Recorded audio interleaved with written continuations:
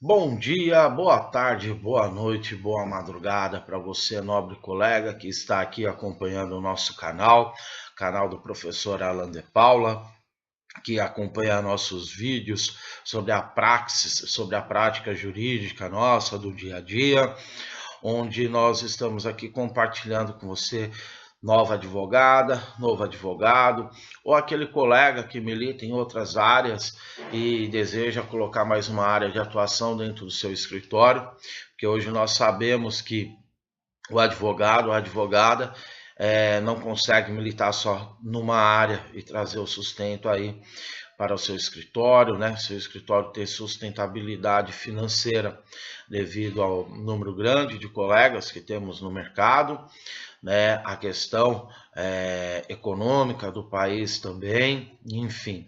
Então, esse canal ele tem como escopo justamente compartilhar com você, colega advogado, colega advogada, a questão da prática do dia a dia da advocacia, tá? Para você estudante de direito que vai começar a militar como advogado, como advogada, principalmente como autônomo, onde creio eu que a maioria dos advogados inscritos na ordem são advogados autônomos que trabalham em seus escritórios, né, trabalham em sociedades de advogados, enfim. Então a gente tem como norte desse canal, desses vídeos, a prática jurídica, a prática do dia a dia, para assim ajudar você a crescer na carreira, a militar com confiança e um certo conhecimento prático no dia a dia.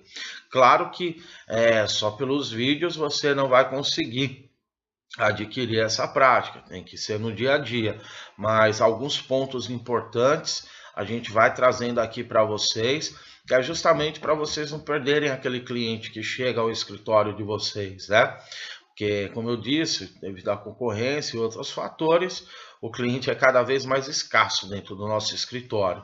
Então, isso independente se você é um ótimo, um excelente advogado ou advogada, possui conhecimento técnico brilhante, porque são outras questões também que convergem para que você tenha um cliente dentro do seu escritório.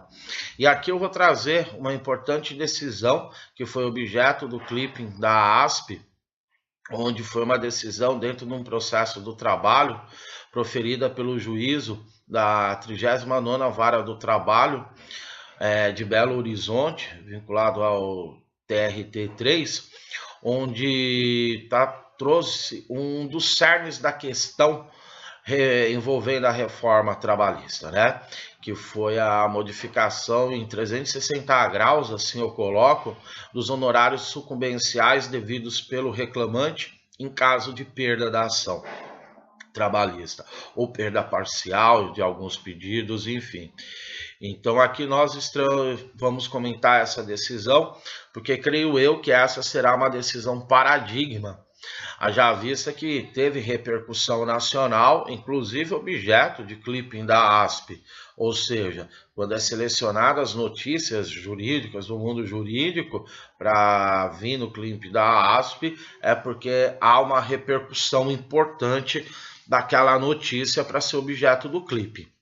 Então essa decisão é uma sentença que foi proferida nos autos do processo sobre o rito sumaríssimo, que foi o número do processo é 0010-296-19 2018.5.03.0139, onde a magistrada aqui no caso, no tópico que ela cuidou sobre os honorários sucumbenciais de advogado, ela coloca um importante argumento sobre o meu ponto de vista, que é a condição do crédito conferido no processo do trabalho, modificar a condição de miserabilidade daquele reclamante dentro do processo, para daí então falar da exigibilidade dos honorários sucumbenciais. Na medida em que, para ela, não basta que tenha somente o crédito dentro do processo do trabalho. Esse crédito ele tem que alterar a condição de miserabilidade do reclamante, para daí, então, não ter a condição suspensiva da exigibilidade daquele crédito. Então veja que há uma diferença muito grande quando nós falamos, né? Tem crédito pelo 791A da CLT, havendo crédito dentro do processo trabalhista, onde o reclamante foi sucumbente, esses honorários advocatícios de sucumbência são descontados do crédito do reclamante. Só que a magistrada aqui, ela traz uma extensão disso, ela fala, pode ser descontado do crédito do reclamante, sim, desde que esse crédito venha mudar sua condição de miserabilidade, ou seja um crédito que mude sua condição socioeconômica, né, que tire aquela questão de pobreza na acepção jurídica do termo, de não ter condições de arcar com os custos, despesas processuais e honorários de advogado. Então veja que isso é importante, porque é uma decisão paradigma. E quando eu falo aqui, eu não falo só para advogado, para você, colega, advogada, advogado de reclamante. Eu falo também para os colegas advogados de reclamada. Porque lá no nosso escritório a gente também tem contrato de partido com reclamada para fazer defesa em processos trabalhistas. E depois da reforma vieram fazer a renegociação desses contratos, colocando em primeiro a diminuição do número de processos que estavam chegando na empresa, as notificações para a defesa, enfim, né? E a questão dos próprios honorários de sucumbência. Falando, antes vocês não tinham honorários de sucumbência, então o contrato tinha X valor. Agora que vocês têm honorários de sucumbência, o valor que nós pagávamos poderá ser renegociado. Então veja, a questão da sucumbência ela é tão importante para a reclamante quanto para a reclamada, para o advogado de ambos. Porque quando o reclamante chega no seu escritório, você tem que deixar claro para ele os riscos, né, de uma reclamação trabalhista. E aqui eu não vou entrar no mérito se está entrando de má fé ou boa fé, falando do risco inerente à não produção da prova de determinado pedido e daí então ser sucumbente naquele pedido, né?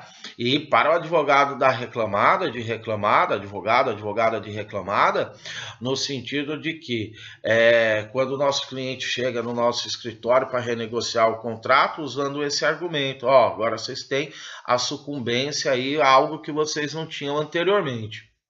Então vejam a importância dessa decisão, ainda mais se essa decisão realmente for uma decisão paradigma, como penso eu que ela será, pela repercussão que ela está tendo.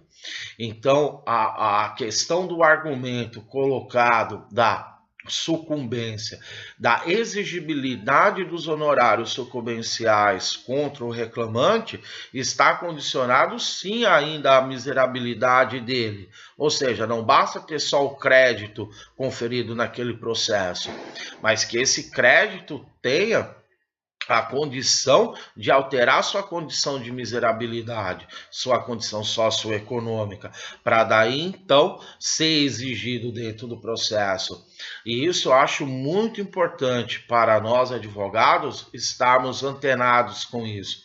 Porque quando a magistrada ela usa aqui como fundamento da decisão dela, ela coloca a questão do artigo 98 do CPC, ela coloca a questão do artigo 5º, inciso 74 da Constituição Federal, ou seja, fazendo uma interpretação sistêmica, né? Levando em consideração a nossa Carta Maior, nossa Carta da República, direito fundamental esse, garantia fundamental esta, esculpida no artigo 5º. Então vejam como é importante, um tema que parece que não é importante, mas na prática, no dia a dia nosso, é de fundamental importância, porque está atrelado diretamente à recompensa, né, aos honorários que nós trabalhamos para receber. Então fica aqui a dica dessa decisão para vocês, né? O número do processo, vou repetir de novo, da 39ª Vara do Trabalho de Belo Horizonte, rito sumaríssimo esse processo, ele foi julgado improcedente, né? E o número dele é 0010-296-19 2018.5.03.0139. Tá bom?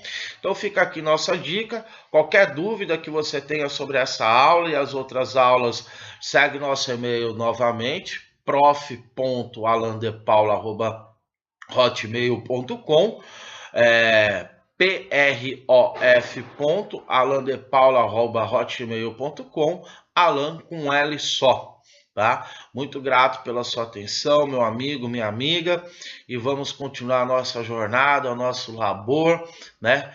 Fazendo aí prevalecer a Constituição, o Estado Democrático de Direito, enfim, tudo aquilo que nós juramos defender quando do recebimento da nossa carteira de advogados, tá ok? Muito grato, qualquer dúvida, estamos à disposição sobre as aulas, só mandar o e-mail, tá ok? Muito grato, até mais, tchau, tchau, gente.